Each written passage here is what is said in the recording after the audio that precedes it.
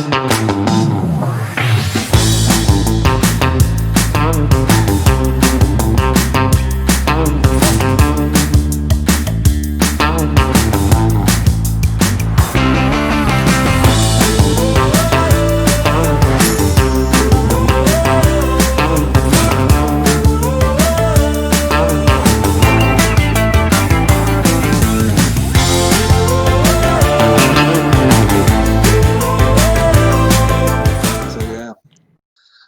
is up, everybody? What is up? Welcome all to LootCast, episode number 32. Thank you guys so much for joining youtube.com/thegamelooters. I don't know if you guys noticed, but the stream may have been a little bit delayed. I just needed to fit in today with 2020, and apparently it's in the air. So just like the whole year has been so far, I decided to delay the stream just a little bit. So I'm sorry about that, guys. But here we are, and we are here to talk about just that. Right off the bat, we got a host. Thank you, Chris Levi. Right off the bat, guys, we're here to talk about Kakarot. We're here to talk about delays. We're here to talk about Tokyo Mirage Sessions. We have a huge show lined up for you guys. There might have been some news that happened this morning that we just need to tell you guys about. We have a whole cast, as you guys see, a full crew to talk about something special that happened very early this morning. And if you may have been on the internet, you may have seen some anger about it. You may have seen some frustration or some happiness, depending on how your Twitter feed looks. And we're here to talk about that today. And joining me on this stupendous episode, talk about all the news this week. As you guys see, we have a full live crew. Let's go ahead and get to it. I'll go right over to my left side here today. We got Mr. Studio, Mr. Nick Tendo. Thank you for coming on another episode. He's over there sipping. How you doing today, my friend? I'm doing good, man. Doing good. Played hooky from work. Nobody tell my boss. And I'm here, ready to go. Talk about these topics, especially everybody mad about Byleth being in Smash. I'm ready for that. Oh, we're ready. We're ready to smash it onto the scene, to smash it onto the internet today. Thanks for coming on another week. I really appreciate you being here, man. Yes, sir. Moving right up to the top, because he's going to be last over there. Moving right up to the top, a special guest today, joining for the first time on the LootCast, Mr. Avedon Smith. Thanks for gracing us with your presence today, man. How you been? Man, I've been good. Thank you for inviting me. Absolutely. And like Nick, I'm ready to have some fun to talk about what happened this morning and some other things that happened this week. It's been a pretty good week in gaming, so yes. I'm ready just to chill with you guys and just discuss this. Yo, thanks for coming on. Yeah, this is definitely an episode. I know we had talked about having you on for a little while now, and the way things shook out today, I was like, this is the universe saying Avedon needs to be on today to have these conversations. So thanks for coming on. No problem, man. Thanks for inviting me. Absolutely. The man, the myth, the hair, the Jakin, the mother effing bacon. What is up, my guy? What? Are you okay, Jakin? No, dude, I'm not. I just hate Nick so much. It's almost comical. His reaction, Jakin. And I'm glad you got that copyright strike. Yes. Wow. Jakin Bacon. The salt. Wait, did you really catch a strike? Are you joking? No, it's a claim. Oh, okay. He's fine. It'll claim. It's fine. He's fine. What is up, guys? Happy Thursday. I'm glad to be here on an eventful day, for sure. This has been a roller coaster. I woke up early. Get Jake in a better microphone. No, I'm playing. What? I'm just playing. No, I took another thing. Anyway, woke up early, streamed the Smash Direct. I went and got breakfast. I came home. I took a 4.5 hour nap. I was emotionally drained. I woke up. I watched The Mandalorian. Fiddled on my computer, and then I'm here. It's been a great day. Fiddled. When you said fiddle, yeah, bro. He fiddled. No, he fiddled with something. I fiddled. Yeah, he did. I faddled damn near. So emotionally drained in a good way or a bad way? It's been a roller coaster because I was happy. I was at like an emotional high after I had a breakfast burrito in the Byleth reveal. But then it just came crashing down with the Cyberpunk news. So I'm ready to talk about it. I'm ready to get it off my chest and out into the internet ether. I dig it. So, yeah. Absolutely. Thanks everybody for coming out. Well, absolutely. About, when you talk about getting things off your chest, there's no other man that I think about other than Mr. Your Player 2, Mr. Get It Off Your Chest himself. What is up, my dude? Thank you for coming on another anything episode. to get off my chest.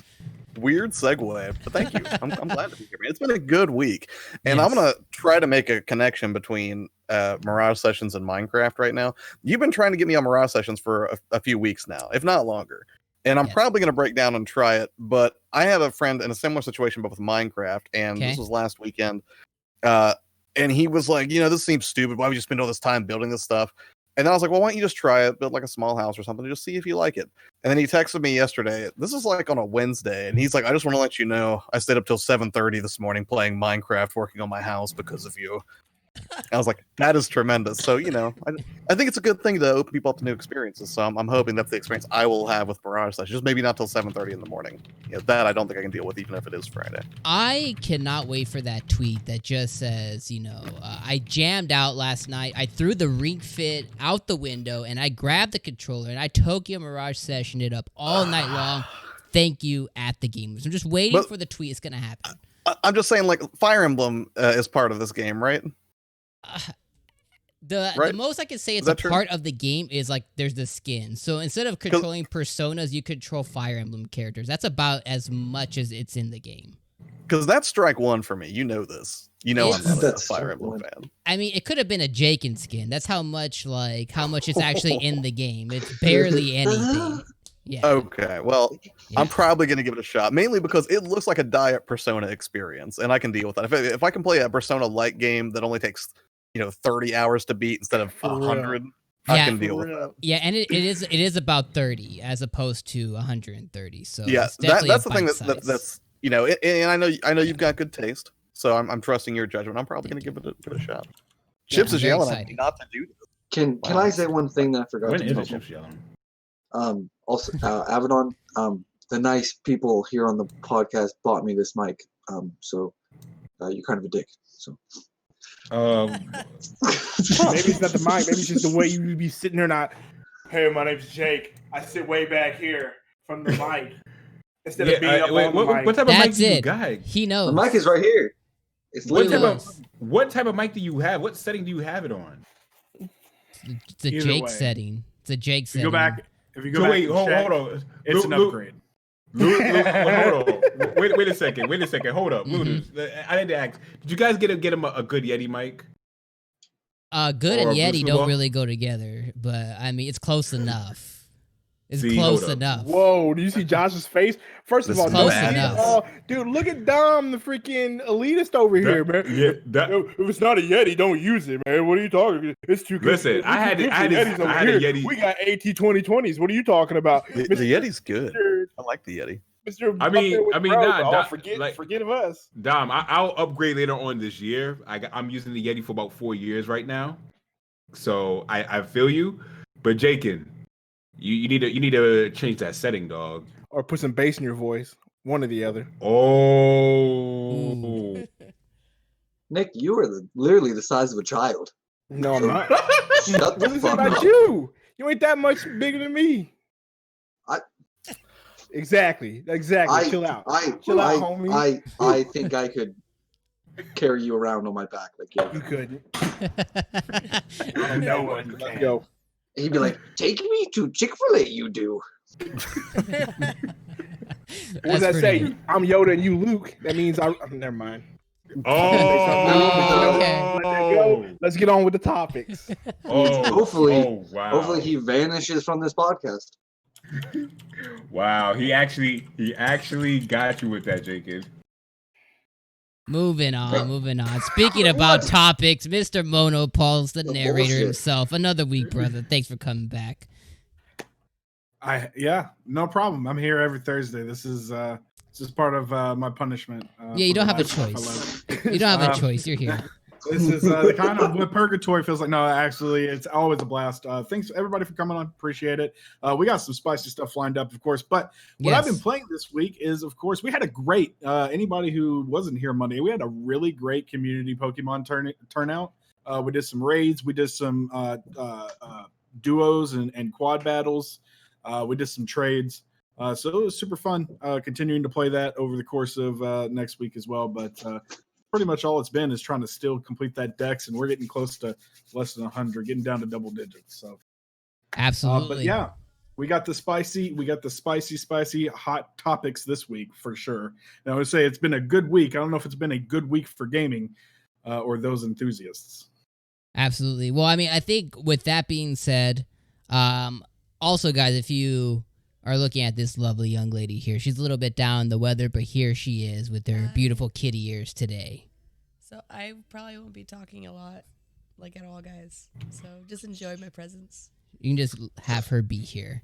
But with that being said, guys, let's go ahead and smash on to the scene. Let's smash on to the beginning of the first topic of the night. I know everybody in here is just, I think the word's titillating to talk about probably the best character to be announced out of all 5 characters. Let's go ahead and let's go on to it. Chris, tell us about who smashed onto the scene this morning at 6 a.m. on Jake's stream that he got up very early for to tell us about. Oh yeah, absolutely. I'm going to kind of break this one up into a little bit of a two-top. It's a lot of meat here today, as we had a Smash Direct, Nintendo Direct this morning. Like you said, the breakfast of champions, some would say, second only to a breakfast burrito. So Fire Emblem 3 Houses protagonist Byleth announced for Super Smash Bros. Ultimate. Byleth, the protagonist from Fire Emblem 3 Houses, has been announced as the new fighter for Super Smash Bros. Ultimate in both male and female forms. A nice nod to the series in that respect there. Smash Bros. Creator Sakurai explained in a Nintendo Direct special that due to low mobility, Byleth's grab lacks range, but they are a distance demon with a bow and several long-range weapons. Byleth is well-equipped for distant combat.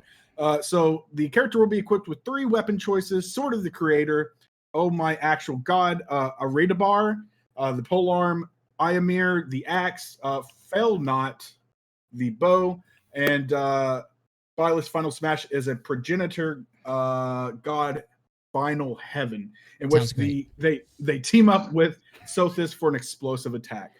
Also, as well, there's going to be new costumes inspired by the leaders of each Fire Emblem 3 houses, Dimitri, Claude, and Edelgard, as well as costume changes from the 3 houses plotline. So that's square one. That's where we are. That was the big announcement today. It could have been anybody. This is who we got. How's the panel feel? Well, I would just like to thank Sakurai for continuing the theme of non-competitive viable characters for DLC. Really great stuff. Other than Joker, who is winning every fucking tournament. Because Banjo, Hero, Terry, none of them are real. You can't, like, no one's winning tournaments with him. Byleth is going to be the same exact way. He's going to be a lot of fun to play, but he or she is going to be a lot of fun to play. But just from the demo, now they did record this back in November, so they could have fixed some of the things that I saw, but there is a lot of weaknesses with this character that are going to be like heavily exploited. Just the ending lag on a lot of its moves, the lack of, it doesn't really have a very good recovery. It has like a tether grab, and it has some options in the air, but the up B, which kind of swings the staff, if you miss with that, you're gonna get jacked up as soon as you like hit the ground. But I was super pumped because I love Byleth. I don't know what you guys think. I honestly say that for me personally, I personally don't see much of a problem anymore. At first, from months ago, I probably would have been like so against this, but I'm at a point now where I'm just like, it's a new character, and it's like at the end of the day, they did state, these characters are handpicked before, and they could really pretty much be anybody. So a new Fire Emblem character, I can't be too surprised because they did this last time with Smash 4. The last in that DLC package, the first DLC package, the last DLC character was a Fire Emblem character, Corrin. So I feel like we're going in that same circle again. And honestly, looking at this Fire Emblem character, he's not as bad as he doesn't look like a Marth or a Lucina clone. He looks like a very unique character. Well, he or she rather. They look like very unique characters. They look like characters that you can use. You're getting your money's worth. You're paying for these characters. And at first, I was getting upset with how OP some of these characters are. But when you look at characters like Piranha Plant, you look like Terry Bogard or Banjo, Hero, or any of these characters, all of these characters they're super diverse. And they require a lot of skill to use. And I feel it's going to be no different with Byleth. And it makes me just even more interested in seeing the DLC 2-pack. But the thing that caught my eye the most was Cuphead. That Cuphead skin is amazing. So I'll give them credit on that. A lot of credit. You made a good point, Abaddon, about the Smash 4 DLC. Most of the DLC, people complained about them being broken. Cloud, Corrin, Bayonetta broke the game. I feel like they're all even now. I feel like they took all that criticism and are making a point to not make these DLC characters overly powerful, or at least that none of them are definitely broken. They have gimmicks. Yeah, they're powerful, but they're beatable. It's like I've learned that in many cases you just gotta learn ways around them. Like I can understand people getting upset about Hero, but Hero is just random. If you know, sorry, no, go ahead. This is a conversation. What you gonna say? I was just gonna say Hero is like very, very exploitable because he's really slow, and all you have to do is like watch what the other person's doing because you can literally watch them scroll through their spells. Yeah, and that's why I personally, like just sticking to one character. It's in many cases we were saying this off the air. Most people who complain about too many sword characters are the people who don't necessarily. I'm gonna keep this friendly. They're not the best at their craft and playing fighting games. It's almost like complaining all someone does Hadoukens all the time in Street Fighter. It's like if you don't learn how to jump over this attack and predict their next move, then that's your problem, not theirs. So like the person that keeps doing a scorpion, get over here in Mortal Kombat. And Mortal Kombat, exactly. Get over here. It's like, or Sub-Zero freeze. It's like if you don't know how to dodge attacks or move around them, that's not a game mechanic problem. That's you not knowing how to play really well. So one thing I did want to point out too is Sakurai is super duper aware. He knew all. He was trolling. Of what he started off trolling about Nintendo didn't know what we were doing. Like he basically baited I could feel every Smash fan gasping. They're like, is this Dante? Is this Doom Guy? Is this character we've always wanted in Smash for the last 3 decades? He's like, Fire Emblem. And then within the Fire Emblem trailer, Sothis, so the girl who's, she's inside of Byleth's head, right? She even says, because he comes back and he comes back all worn and torn from like his first go at it, and she says, "Oh, too many swords, huh?" And she basically pokes fun at him. Right. And at that point, I was like, "That's the most fire thing I've ever seen Sakurai do." Yeah, dude. Yo, it's so much troll. Oh, so good.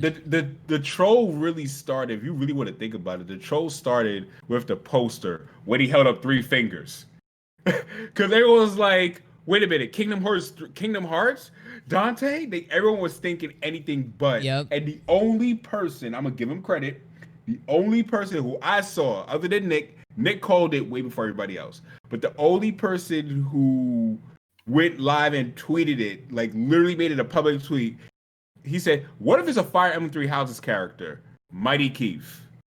Mighty Keith made a tweet yesterday saying, "What if it's a Fire Emblem Three Houses character?"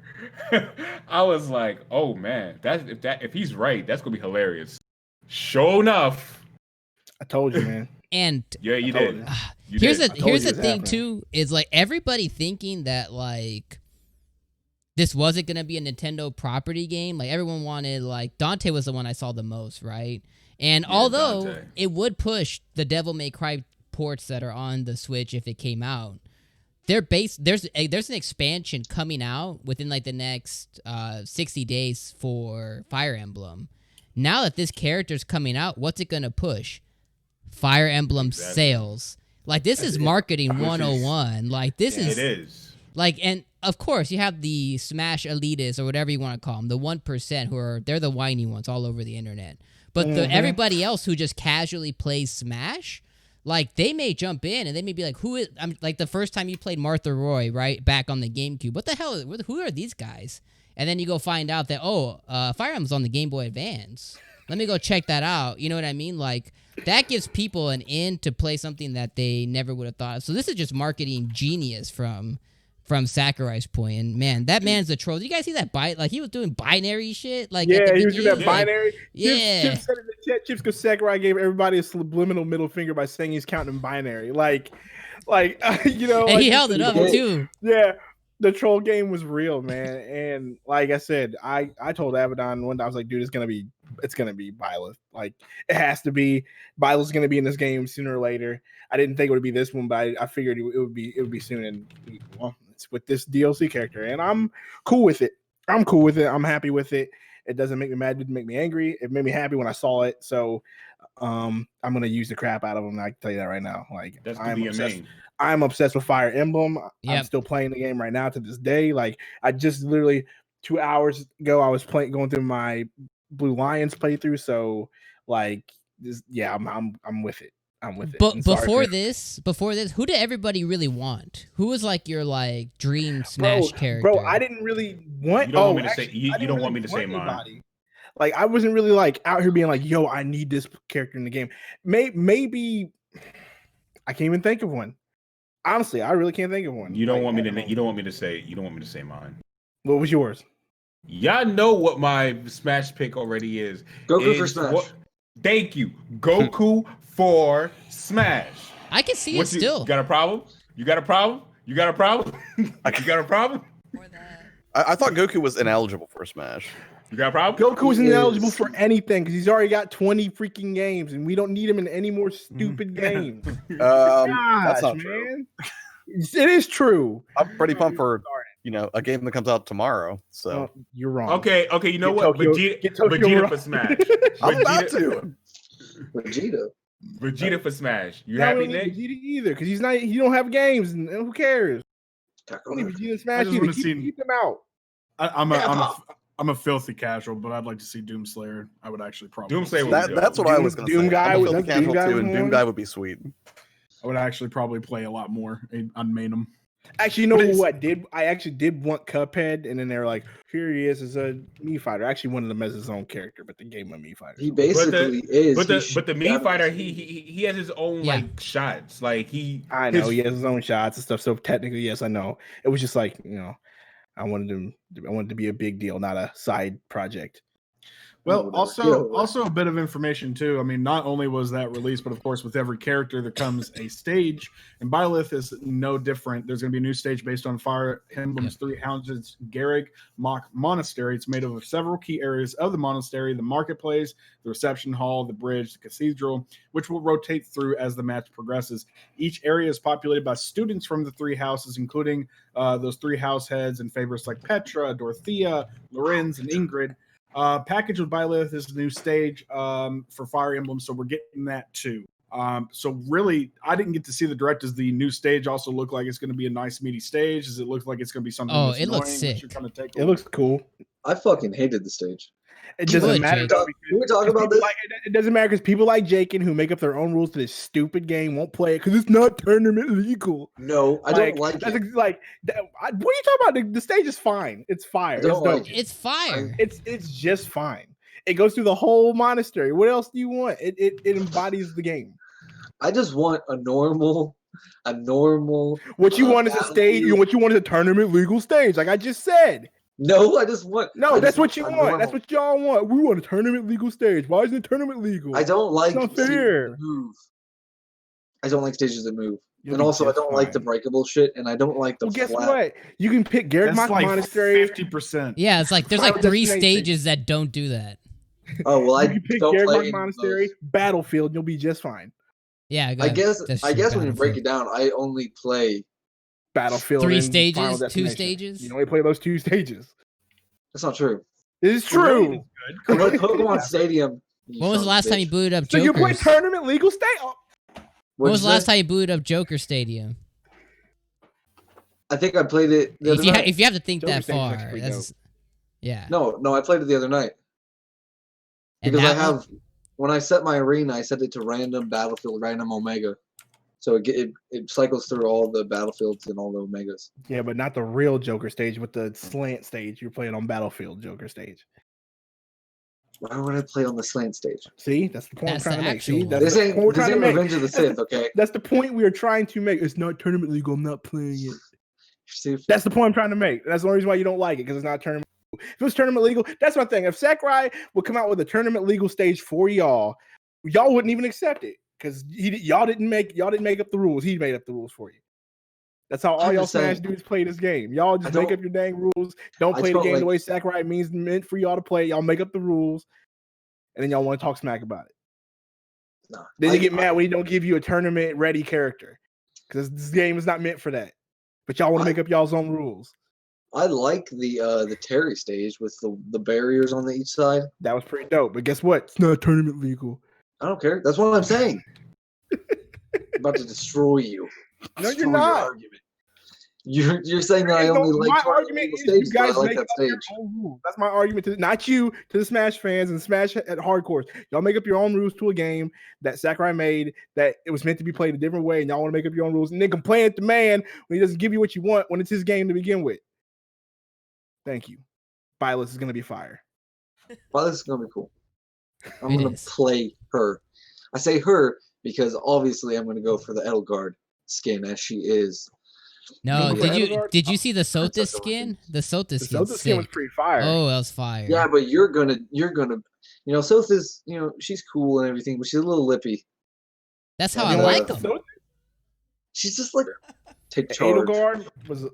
She's the one who would stab you in the back. That's how you wake up dead. Yeah, who's your favorite character in Fire Emblem, Jake? Petra, obviously. Okay. That was the right choice. We give you Petra. Yeah, Petra. You go Petra or Ingrid. And Petra for sure. Ingrid is trash. Stop. First of all, it was like close. It was like Petra, Dorothea. Eddie, Dorothea. Yeah. Of course you went Dorothea. Mercedes? You didn't get no Mercedes love? No, I gave Mercedes love until this time skip. I almost went Bernadette. Never mind. Yo, she puts her hair in the bud, man. She gonna cook you something for lunch, dinner. She gonna pack you lunch before war. It's great. Like wait, did you say Marianne? Couldn't do it. Oh, Marianne. That's my choice. That's the one I want. Marianne was I know you fell. I know you was about Marianne. Oh, Marianne is. I have to change her ways. My second playthrough. If I can, I'm a girl Byleth in this one, so we're gonna see what happens. Make them Mass Effect choices all day. You do it. You live your life. Anyways, though, back to the stage. Stages look great. Music's gonna be great. They're adding 50 Fire Emblem tracks. That's fire. Like, that's awesome. And the stages look awesome. I think it's a real one-for-one representation of the monastery, which is really cool. And for super duper casual people like me who boot up Smash probably like 5 times a year, I'm excited. I can't wait. So that's my hot take on this. Shamir and Manuela. I mean, Josh, Manuela is tempting. Say what you said in my chat this morning. What about the stage looking like a PS2 level? Yes. Yeah. I mean, I thought that when I played Fire Emblem period, though. Like, I thought the environment was a little lacking. It's all right. You need glasses, right? I think that's what you told me last time. So I mean, I guess really? when your vision's all off, right. I mean, So you're really gonna look at this stage or just the Fire Emblem monastery environment in general. And you're gonna tell me that's the best we could get from the Switch after seeing games like Luigi's Mansion 3. It looks magnificent, absolutely all day. It's about the artistic avenue that I decided to drive down. Are you going to say the same thing about Persona? Oh god, no! Persona's incredible. Are you kidding me? Persona's a beautiful game. Persona's probably one of the best artistic looking games of like the decade. Here, okay? I'm just saying. Hogwarts. I'm not impressed. You're a wizard, Harry. It's because all those models and shit were from November. They're not going to be the same. I don't play this, and that's not impressive. Dude, that hall. I'm looking at the hall right now. That hall looks dope. Hey, pillow talk. Yo, it's got you got light leaks up in there. I mean, you see those light leaks? I'm just saying. You see those speaking, rays of sunshine? They're gonna rain. They're gonna impressive. rain sunshine I like onto all these It haters. looks perfect. I looks think it'll really age good. well, actually. At least the character models and stuff will. Okay, so artistically, it's fine. My one consensus is I'm not a fan of the background characters because they have like the background characters in there and they 3D. Those look bad. Yeah, they those look a little bit doo-doo. I will give it that. I'm not a big fan, but everything else. I will say this though. I kind of prefer Byleth's art style in Fire Emblem than I suppose how they made him in Smash. I feel like they could have favored his art style to kind of like how they did Toon Link. They kind of could have favored his art style a little bit more. In my opinion. More stylized. More stylized. Good point. Mm-hmm. Yeah. Yeah, that's the only thing that I see that I would have preferred differently about Byleth. Other than that, he looks sharp. Yeah. I guess he does have a certain art. I guess he tries to make all of them cohesive in a world, so I guess maybe that's Sakurai doing that. But I mean, it looks fine. I mean, doesn't look any worse than some of the other characters, so I'm just not a big fan of what they did to like Petra or like any of the other supportive characters in the background. Claude in the background. They did my boy Claude dirty. Yeah, they look they look a little bad. Claude didn't even look like Claude, dog. I was like, man. That final smash is dope though. I mean, that final smash is pretty dope. Final smash. Progenitor God ruptured heaven. Yeah. I do like that. Cool. I do like that. Josh, you're our local professional here. I know you go to Smash tournaments and stuff, and when Jake talks about being real competitive, I know that you stay silent because you're obviously the actual one here. So, final thoughts on the Smash stuff. My whole thing about Smash is this: like, I am the filthy casual to which Abaddon refers. Okay, I have like so little emotional investment in the announcement of new Smash characters. Like, if there's one that looks interesting, right? Like if it was Doom Guy, I'd be excited. But like I have no appreciation for the nuance of its combat. I mean, I'm not saying I don't respect it or that technically I can't recognize that it's there. It is, but it's not something that I really get super torqued up about. Like, I like to play Smash occasionally on a casual basis with friends if I have the opportunity to do so. But in terms of like dissecting, I will say this: whenever Sakurai was talking about, just like you said, having a knowledge that yes, it's been a common complaint there are too many sword-based characters. I like that they at least got in front of it and talked about it and tried to mix it up a little bit by deflecting some of that argument by adding some some ranged weapons or something that was a little bit more than just another sword character. Yeah. I agree. But like for Fire Emblem fans, I'm super excited. Like if they love if they love the Fire Emblem universe and they're pumped out another character, that's great. I can't speak at all to tournament viability or anything like that. I'll just say that I would have been more excited for Doom Guy, right? But I'm not the target audience. I'm filthy casual, and I'm comfortable with my station in life. So absolutely, and I love how Sakurai absolutely filthy casual. Agree. All the way. But I mean that's kind of me too. Like I was telling Chips right now in the chat, it's like, again, I play this game a handful of times in a year, and Fire Emblem and Persona are two of my favorite games of all time. And as a person who invested in the expansion pass, who only pays plays a very few times a year, I feel like I got my money's worth out of the expansion because I got Joker. Persona's my favorite game of all time, and that's an awesome stage, awesome music. So and now I'm getting Byleth, which is Fire Emblem, which I'm still playing to this day. So I'm like, as a non-invested. You lost the game for like 2 months. Yeah, I'm playing it right now because I found it. But I'm playing it. So I mean, that's just for me. That I feel like that my money is very well. So what do you guys think about the 6 DLC characters coming next? But they're going to be spread out. We're definitely going to get a Resident Evil one. So what do you think about that? Like, you think we'll get a Resident Evil one? Yeah, what do you think? Probably Leon. What's your justification for that? Like, why do you think we would get Resident Evil? I'm just curious, like, why. We've been seeing a lot of the Resident Evil games coming to the Switch. Like Capcom's been investing a lot of Resident Evils coming to the Switch. I don't think we're gonna get more of them. Yeah, I don't see Capcom putting another Street Fighter character, but I feel like Capcom would want to put another Smash character in, and I think we'll get a Resident Evil character. And Resident Evil 7 has been in the works for a while. You know what? Actually, I think that does make sense. Because, I mean, just because even if those games aren't going to get ported, they're not going to get a release on the Switch, doesn't mean that it doesn't benefit Capcom to remind, like, millions of people who love Smash, like, hey, don't forget, new Resident Evil's coming. Like, I could see that. Yeah. I think I was just of the opinion, like there's no Nintendo-based Resident Evil that I'm aware of that's in development or actively getting ported over right now. But then again, that could be totally, because we got the triple pack, right, with 4, 5, and 6. Exactly. So I see. What else could they do? Like, Code Veronica will be the close, but like I think they would have to just remaster that entirely before that. But I mean, Leon makes the most sense.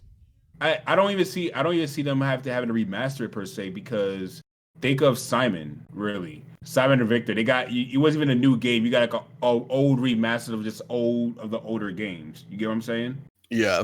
So Simon and Victor are prime examples, in my opinion, that you don't necessarily need a brand new game or so many old games. They have enough games on there for representation.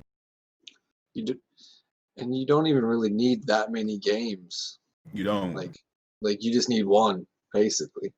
Yeah. One thing that could be coming too is if Breath of the Wild is coming out in the next, call it 12 months to 18 months, there could be a character we don't even know about that's from Breath of the Wild too. Because he said it's predetermined, right? Doesn't mean that it may not be from a game coming out, because I'm sure he knows about it already. In the direct himself, he says he played Breath of the Wild, a year before it even released? Mm-hmm. So that could be in the works too. I think there's already 5. There's 5 Zelda. There's also 20 Pokemon and like 12 Fire. Yeah, there's a lot of Pokemon. There's also 7 Fire Emblem characters now. So I mean, we're really gonna go that route? Like, I was just gonna say one character that I don't know why I want it, because I don't particularly love the series. I think it's a good series, but I like for whatever reason I want Sora like in this game, and I don't know why. It was gonna be Sora, dude. Everybody thought it was gonna be Sora.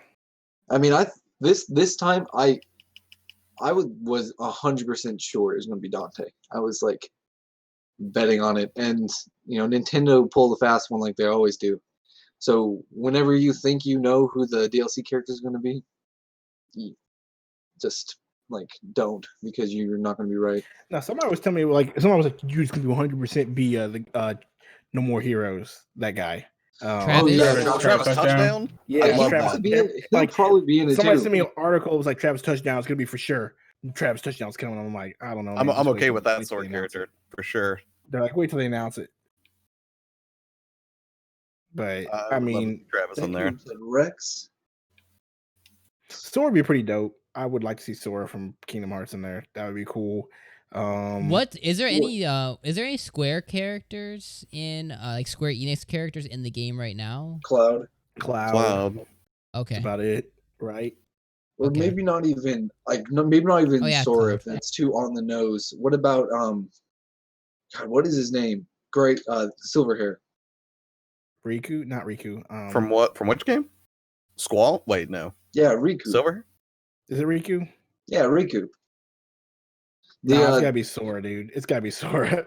Or Riku would used to be an Echo Fighter of Sora. We'll probably go the short route with that one. I mean, if they're gonna do a deal, yeah. Yeah, like if you're gonna get Sora, it'll be like Riku will be like the extra skin or Echo Fighter they put out for it. Like, Also, y'all are getting another Pokemon from Sword and Shield. I want to let you guys know that it's coming. oh yeah, no, we're gonna get new Pokemon trainer, and it's gonna be all 3 starters. You can redo it. It's gonna New Pokemon trainer. I like that. New Pokemon trainer, Galar trainer. That's what they're gonna call it, Galar trainer. You can have 6 Pokemon, so I mean, there's 3 other slots they haven't even filled on that trainer. Oh yeah, True. and the hero. Freaking hero is Dragon Quest. Oh yeah. That's stupid. Yeah, that Let's makes sense. About that. Good, And the only reason call, that I Ben. asked that was I'm just very because none of the Kingdom Hearts games have come over to the Switch. I'm just wondering on what the relationship looks like between Square and Nintendo at this I time. feel like it's happening soon. I mean, you would feel like it think, has to happen right? soon. You would think, why not put the collection on there, HD collection? I mean, they could just like print money from that. It's so weird that they haven't done that yet. 'Cause it seems like their beef was kind of over. You know, the beef that they had with. I mean, they have Octopath. Square. So, I mean, they have Octopath, and Square's already said, you know, we are all in on getting support to the Switch. I don't see why. Yeah. You know, it hasn't happened yet. It's got to be coming soon. Side note, nobody wants Lara Croft. I'm just thinking about Square right now. No tomb raiding in I wouldn't be Smash opposed to game? that. Nipples. Huh? Only if she has What? nipples. Yeah, only if they give us the original skin. The classic look. The classic. look. Yeah. That's the classy way to say it. Give me Angelina Jolie model. No. I mean, that'd be pretty. I'd rather have new Lara Croft model is Bay, so I'd rather I'm have just an saying. Octopath character. I'd rather have like I mean, that'd be You wanna cool. I have wonder how they Primrose? would do that. you want Cyrus. Primrose You and can her do final smash Cyrus. just go position yourself. Cyrus would be cool. I wonder how they would do that. Yeah, I mean, imagine taking 2D to 3D. That'd be weird. I wonder. Well, how they no, would pull because that he off. has. I mean, he has models throughout, like art and stuff like that. So Well, I mean, yeah. Or they could just leave it as Sprite. I mean, that'd be kind of cool. Gino for Smash. who? Gino. Gino. God, shut up about that. Everybody that keeps saying Gino about Smash, like shut the fuck up. What I would really That's like not gonna is happen. what I would really like to see is an Astral Chain character. I mean, I know they kind I of think squashed you know that, what but that that'd be you know pretty what that's cool. the one I think is legitimately going to be next now. Like I said that to my buddy today, and I forgot I said it, but that was one that he was talking about. I was like, yeah, dude, you might get a Astral Chain coming up. I mean, you next. got a Chimera just popping out. Like that'd be sick. I mean, I think that'd be pretty dope. I don't know how people feel about that, but with I the think cool that'd be sick. weapons. Heck That's yeah. cool. Gun too. Sure. But what are their names? I played like 3 hours of that game. What are the names? Or do you Oh, I make forgot up the your name own of names? I named already. mine, so I don't remember what the actual names are because I just know every time I saw it, it had my actual tag on it. The so I twins' don't- name though. Oh, I do not remember for the life of me. I just played that day Astral before Chain. yesterday. I don't remember at all. Astral Chain character name. Just Oh, go ahead and hit Google. Yeah, VC got it. Akira. There you go. Okay, there you go. Yeah, Kira. Yeah. Uh, that wouldn't be bad. I think that'd be I pretty cool. wouldn't care. I wouldn't care. I'm to the point where I'm like, there's so many characters, and they're just adding more. Like, Mhm. if they add, there's 6 more characters. If they add 1 or 2 that I don't like really care about, I can not care about the rest of them, and I'm still happy with the game. So I don't really. People need to take a chill pill. The good thing is, you know that they're going to be supporting this game for almost a full another 2 years, all 2020, all of 2021. So as a Smash fan, you know you're going to be able to play this game probably all the way through whatever the end of the Switch's life cycle is. And I think take it or leave it. But I mean, I think all Smash fans are pretty happy or content with that. At least it sounds that way. So that's a cool thing. Sakurai with the humble brag about the numbers on the sales about Oh, it being time selling. Oh well, but you know, Street Fighter did have 2 like multiple trash. editions, but you know, whatever. He goes, Like, "There's been come a on, lot Brett, of with the humble brag over there talking about. Poor Capcom's like, we gave you Ryu. We gave you Ken. Right. We gave it to you. What you mean? Why are you doing this to us? But yeah, I think like they did Splatoon a little bit dirty, but at least you know that you're gonna get Smash all the way to another 2 years. I Unlike think we're getting Splatoon 2. Splatoon. That's why they did Splatoon dirty. You think so? It was so good though. I mean, I don't even know. I guess maybe they do get Splatoon 3. I think I there'll mean- probably be another Splatoon game come out before the end of the Switch's life cycle. Well, if it does get announced, I just hope it doesn't get delayed. And speaking about delays, that means we're into the next subject of the night, Delay City. Were you guys excited about Cyberpunk 2077? Well, too bad. Chris, tell us about Cyberpunk. The absolute rest of our show has to do with one way or another, something either being pushed back or not appearing at all in 2020. Cyberpunk being no different. Cyberpunk 2077, to much people's chagrin today, was pushed back to September. Not a small pushback, not a month, not 2 weeks, back to the whole ass end of the year, and it needs more time for polish. So has been delayed from its April release to September 17th, 2020. CD Projekt Red announced They published the following notice on its official Twitter account confirming the postponed launch of their upcoming sci-fi role-playing game. Cyberpunk 2077 won't make the April release window, and we're moving to the launch date of September 17, 2020, the company wrote. We are currently at a stage where the game is complete and playable, but there's still work to be done. Night City is a massive, full of stories, content. We're a small family company. But due to the sheer scale and complexity of the whole thing, we need more time to finish playtesting, fixing, and polishing. Give them time. Here's the thing. Me, myself, and I actually was not even a little bit surprised. As a matter of fact, I don't know if you noticed, I don't know who the designer is or CG Projekt Red or whatever. They kept talking about these things that we want to be able to have these transgender characters, and we want to be able to have XYZ different kind of modes of play, and this is going to happen. They kept talking about features of the game after the release was set in stone, and it was all kind of like new information. So to me, I just got the feeling like this game isn't done yet. Even whenever they said the release window, I felt like this game isn't done yet. So I didn't feel that much surprised by it. So you have the floor, Jake. I'm sorry. I just wanted to say that, I am disappointed, but this right here is exactly why CD Projekt Red is and forever will be a better company than Bethesda. Because Bethesda would have put this game out and people would have crazy bugs and they wouldn't do shit about it. They would just rake in the money. CD Projekt Red puts a lot of effort into their games. They put in a lot of effort into the releases. Great example is The Witcher 3 physical that they did on the Switch. Just all the good stuff you get with it and everything like that. Yep. Bethesda would never do anything like that. So, tip of the hat to CD Projekt Red. I'm very disappointed because I can already foresee late summer, early fall is just going to be fucking brutal. Right. All right. Right? At least. So, I was just going to say, guys, I hear you. Praising them. Delay the game, make it better. Polish it up, throw some spit on there, give it a good shining. I love it. I want to raise you guys one thing. A game we're going to talk about tonight, Final Fantasy VII, got delayed. Yes. And all of a sudden, then it's now closer to Cyberpunk. And now Cyberpunk, they're coming out saying the game's done, but we got to polish it. Now, here's the thing that I want to raise you guys is are they polishing or are they getting the fuck out the way? I just want to raise that question because I'm interested to see what you guys think because that's where my bet is staked at. I was gonna say something similar to that because remember we had this discussion about The Last of Us 2 getting pushed back to a spot that way there wouldn't be stuff around it. You feel like when all these now they're caught between Final Fantasy and The Last of Us 2, do you think that they wanted to move it back to maybe get themselves some space? That's a very big possibility. I mean, it's a good way to position yourself strategically for business wise. I don't know what's coming out in September though. We don't really have many announcements of games that are coming out in the fall yet. We don't know, but yeah, I mean, I feel like that's a very big possibility. But I also kind of agree with Mono. I feel like if they kept saying these things over and over again that they want to do, and then they pushed it back, it kind of makes sense. It doesn't surprise me at all, and it doesn't make me angry either. It wasn't going to bother me one way or another if the game came out in April or not. I was going to have to wait on it anyway because of Final Fantasy VII. So this is actually a blessing in disguise for me because I actually get time to actually play the game when it comes out. Right.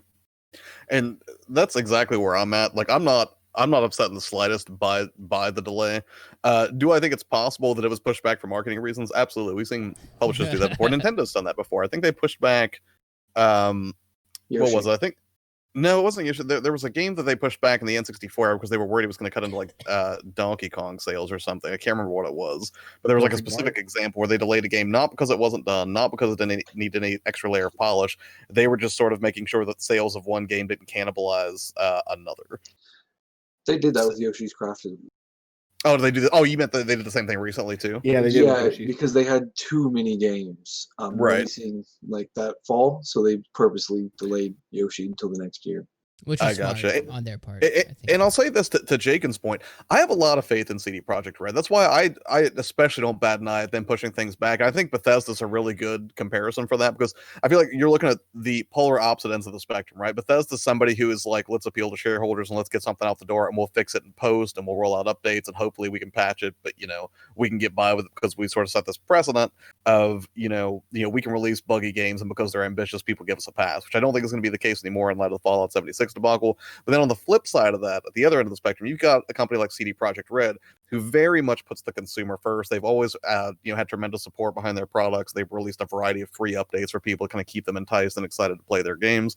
And to Jaken's point about that Switch release for The Witcher 3, it was just wonderfully done, right? Everything was on the cart. It was ready to go. They included a little thank you note. It was a really nice release. Like, they didn't skimp on anything just because it was, I guess you could say, a lower quality version of the game, graphically speaking. I mean, they still just gave it their all. So, and then on a personal level, like Nick said, I'm excited that it's delayed because I already had enough going on in March and April in that timeline. So yeah, I'm completely fine to wait till September to play the game because there's just so much that's going to start dropping. When's Ghost of Tsushima come out? TBD. I think it's 2020. I didn't know. I think that's all we got. Dude, if Ghost of Tsushima gets announced in fall right around the same time, bruh, kill me. Like, it's going to be rough. I don't... What's interesting is they're going to release it in September, and then you'd assume that the PS5 is going to come out like a month or two after. So are they going to make a PS5 version? Is there going to be a PS5 version? That's a good point. What if they do that? What if they do that? Yeah.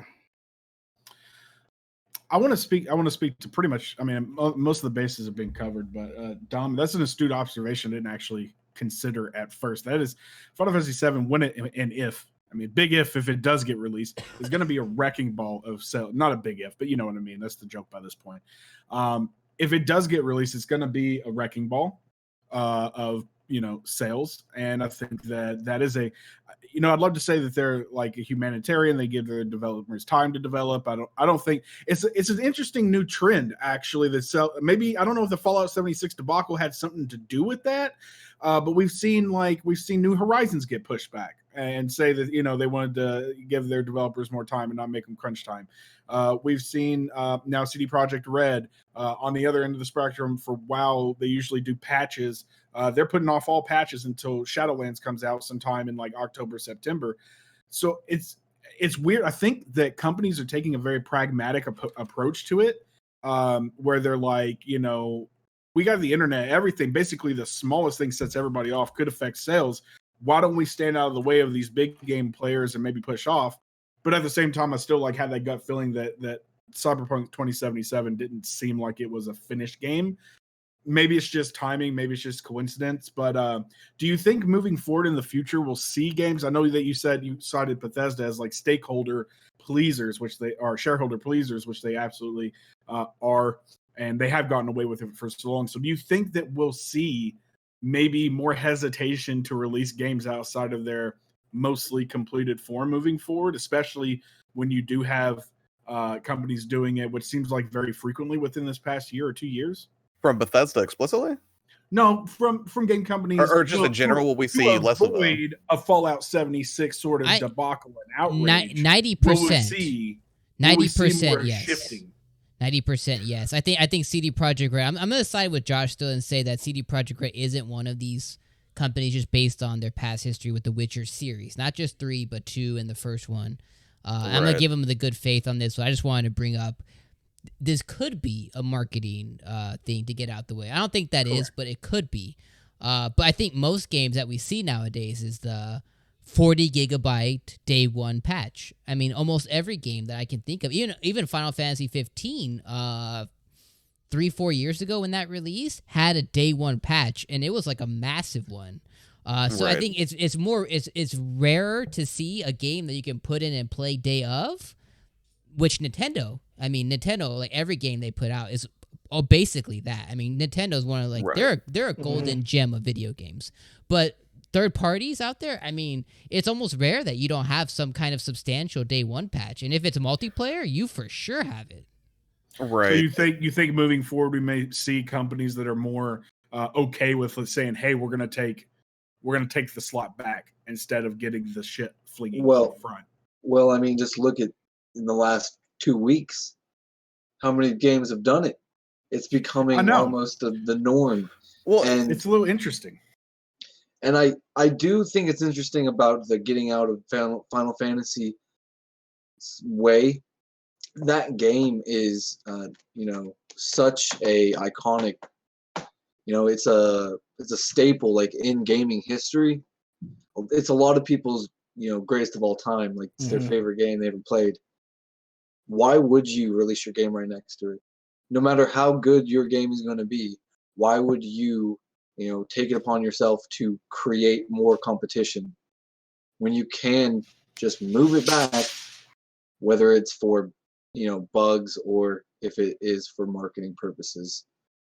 But I think that there's going to be a lot more pushing back, because once the game sales come in for games that get pushed back and people see that people are still buying it regardless of whether it comes out in April, if it comes out in September, what is the drawback of pushing a game back other than your stockholders might be a little irked?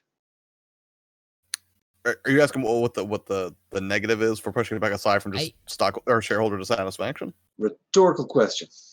You irritate the fans. Some people are not, but they're still going to buy it. But they're still going to buy it. Is what I'm saying. Like my only concern, Jake, is with Cyberpunk specifically, and just this one instant. Typically, with pushing a game back, I think it depends how heavily they've marketed it up to the delay.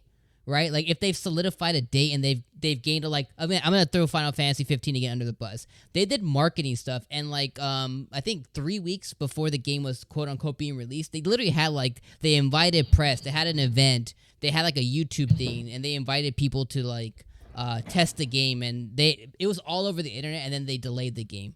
I think when it's that level of marketing, you're gonna piss everybody off, and it's gonna hurt your game sales. I don't think Cyberpunk's done that, but my one worry about Cyberpunk is they're pushing into September, and depending when we get PS5 and Xbox Series X, that's kind of where my questionable stuff comes, because is it gonna have a PS5 Xbox Series X release? Is it not? No, will that hurt it? What big games are gonna be coming for the new systems? Will that hurt it? That's kind of where my thing goes. Is I wonder what that's gonna do for the game. See, I would be worried if EA was publishing this game. Then I would be concerned. But because it's CD Projekt Red, I have a lot of faith that they're gonna push this game out, and they're not gonna 4 months later be like, "Oh, here's another $250 collector's edition," but this is the PS5 version. I think they'll release patches to make it look better on the PlayStation 5, but I can't imagine that they would, especially after delaying, being like, "Hey, you guys got to wait a little bit longer," and then you play it, and then 2 months later, there's an Ultimate Edition on PS5. That would damage their brand in a significant way, especially considering they have such a good track record of not betraying consumer confidence. I think that would be just a bonehead sort of move to pull off. I will go on the record, Nick, as saying I think Ghost of Tsushima is going to be a launch title with the PS5. I agree. Early November. I say it's one of the last games we get on the PlayStation 4 that you can also play on PS5. I see Sony doing dual releases. If they do have these games come out on the PS5 and or the Xbox Series X, what I see happening is they're going to either have dual releases, or these consoles be backwards compatible with the previous gen. Not all the way backwards compatible, but at least previous gen will have some type of backwards compatibility. Right. Like the One X to the regular. And how Xbox been doing with the patches. Use your 4K patch, something like that for the game. If that happens, guys, beautiful. Beautiful. I think if there is a PS5 version, there's going to be a PS4 version. If there's a PS4 version, there might not necessarily be a PS5.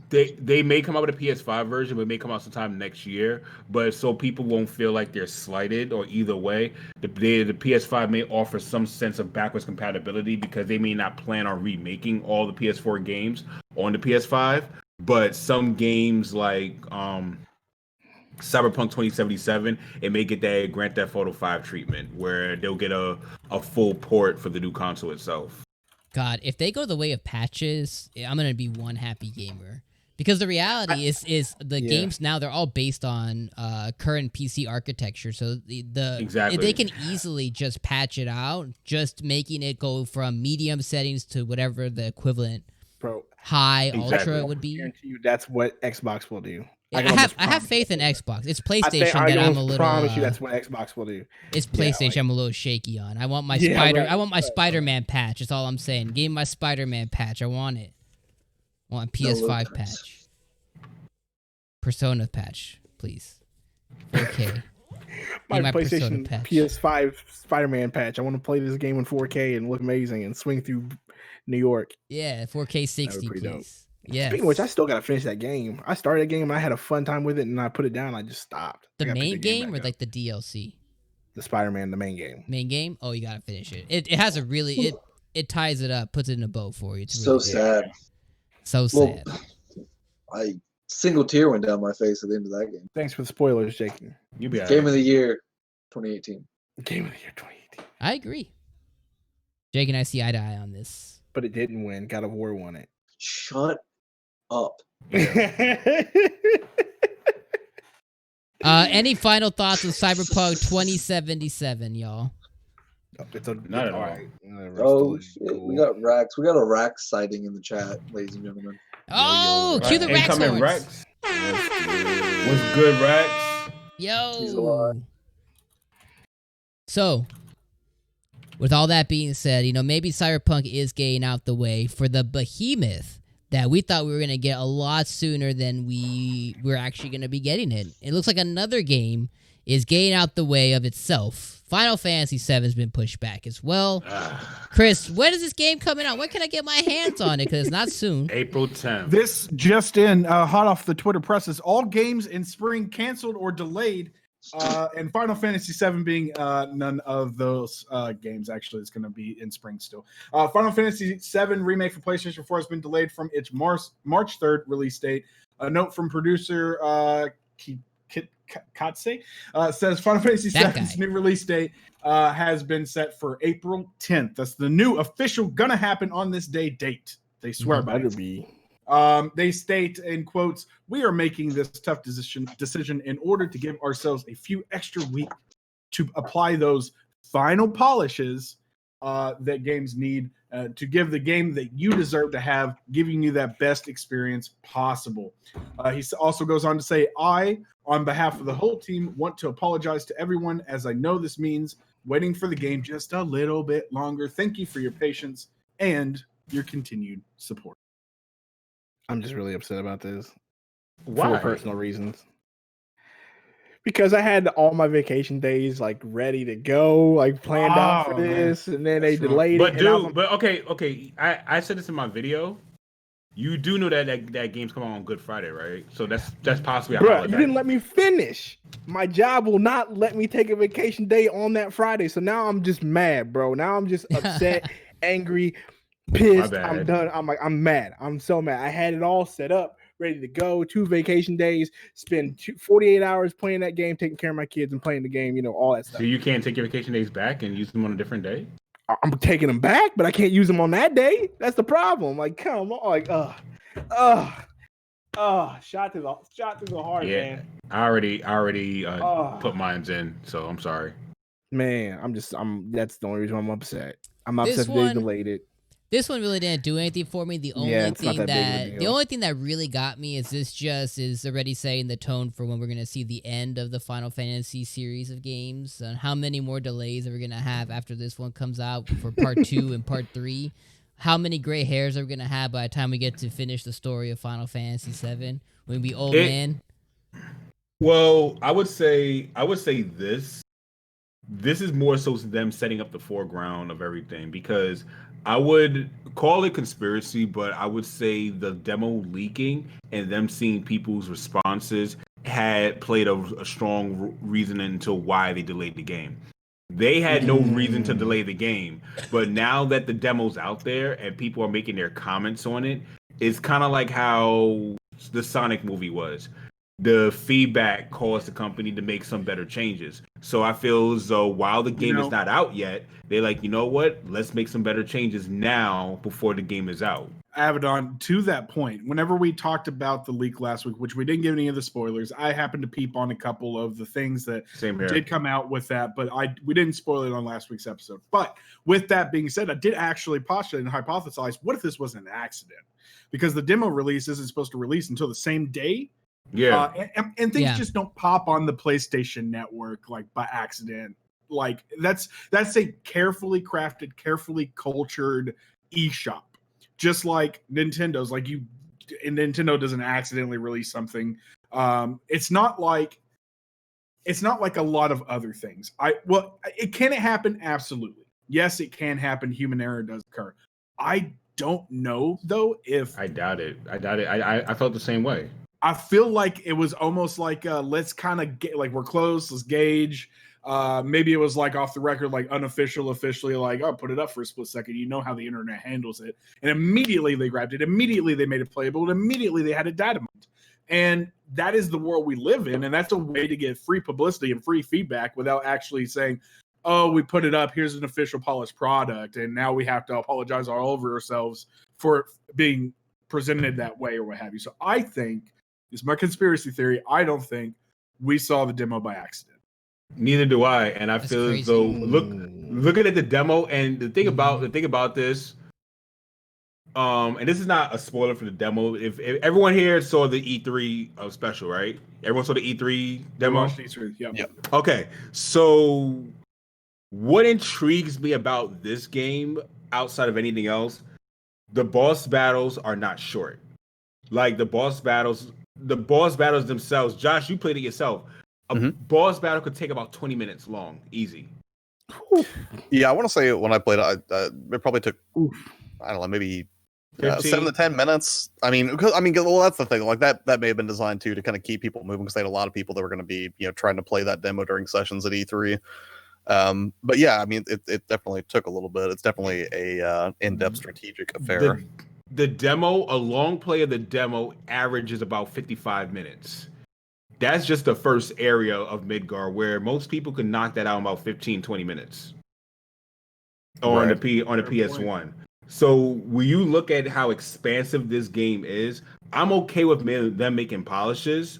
And really, I think the hardest part is designing most of Midgar. I think that's what took this part so long.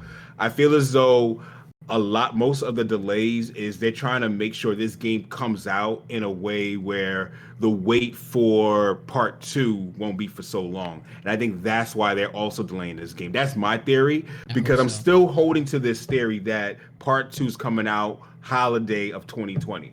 I feel like they want a holiday. I feel like they want a holiday release. Sony still wants that holiday slot, and this game by itself, I'm gonna be real. They said the game could be up to 60 hours. I'm gonna make a bold prediction. Say you could beat this game in 25 and 30 hours, going straight through, reading the story, not doing no side quests, no mini games. If you just play the game straight through, it's about a 25, 30 hour game. I'm making that bold prediction right now. So I think that sounds accurate. Are they going to do more than 2 chapters, or do we know how many chapters have they stated? They didn't state, but if I was to predict, I would say there's going to be 3 main chapters, and they may make an expansion. That's going to be my prediction. Okay. They're going to make 3 main chapters, because the biggest part about this is the overworld. And I feel as though they did the chapters in a way where they could save on RAM and memory itself, because you got to think, we're in a world of seamless games now. We have games like Final Fantasy 15. You have games like Assassin's Creed Odyssey. Was it Odyssey that was totally seamless? Or almost? Yeah. Using it in the desert? Okay. You have games like Breath of the Wild. You have games where you could go in and out of towns without a loading screen. And I feel as though that's what they're trying to do with Final Fantasy VII Remake. The entire Mako reactor is seamless. That's mind-blowing. It's like it wasn't like that before. I'm not spoiling it for you guys, but you get to see it yourself. It's like you see how much work they put into this. There's a lot of thought into this, and to those of you who are watching who may think that this is just a hack and slash RPG, you're sadly mistaken. Like this, you need strategy to play this game now, and it's not. Nick, you'll be happy. It's not like Kingdom Hearts 3. We could just mash the X button with Sora and then hit triangle every now and then to do your special attacks. It's not like that at all.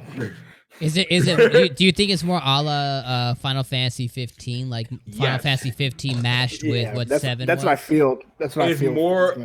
It's more like Final Fantasy 15, but improved. In fact, the best way I can describe it is, who plays Xenoblade Chronicles X on here? Yeah, anyone? Love that game. Love it. Do you play Xenoblade Chronicles 2 as well? Yeah, I like X a little bit better because I like the mechs, but. Okay, cool. Do you know how the controls went from X to 2? Mm-hmm. And how 2 is more improved? Kinda. Yeah. It's like that. You can like stack a little bit more. Yeah, I like it. That's the analogy I can give you. It's like Makes going sense. from Xenoblade Chronicles X to Xenoblade Chronicles 2. It's like it's similar, but it's improved. So I would say it looks really good. And for a lot of people who are on the fence about Final Fantasy VII, I'll say this: if you are somebody who is diving into this for the first time, this is a good opportunity for you, because to you, what may not be a full story, you're still playing a full game. You're still getting, you will still get your money's worth. With how they designed that demo, that's day one. Like, I'm not going to sleep at all to the next day, because they designed that demo and they enriched the story for people who have played the original Final Fantasy VII. It's not the same game at all. That's why I'm so much of a fan of this remake outside of other remakes. Other remakes, they are just a repolished HD, like, refitting of all the older games with the older graphics. So it's just an HD skin, but it's the same script, same everything. This game is not. No, it is not a maybe. This is facts. It's not the same script. This is probably something similar to Resident Evil 2, how that came out at the beginning of the year, and they basically they redid certain story elements. They basically from the ground up just. Exactly. It's not the same script. It's not the same gameplay. The gameplay is different. The script is different. Even what attacks you have, what you have allowed to give it to you. What's going on? Jake in we're in an airplane right now. Yeah, I feel as though a lot of people who never got a chance to play Final Fantasy VII, you may have an enjoyable experience, or you may not. And for the people who are OGs of this game, you're not going to be able to play this game just straight through like you did the old one. Like, oh, I know what to do here. Or I know what to do here. I know what to do here. No, like, you're going to have to adapt. And that's what I respect Sony for doing. They're making old players adapt to the game, and that's what's really cool. Absolutely.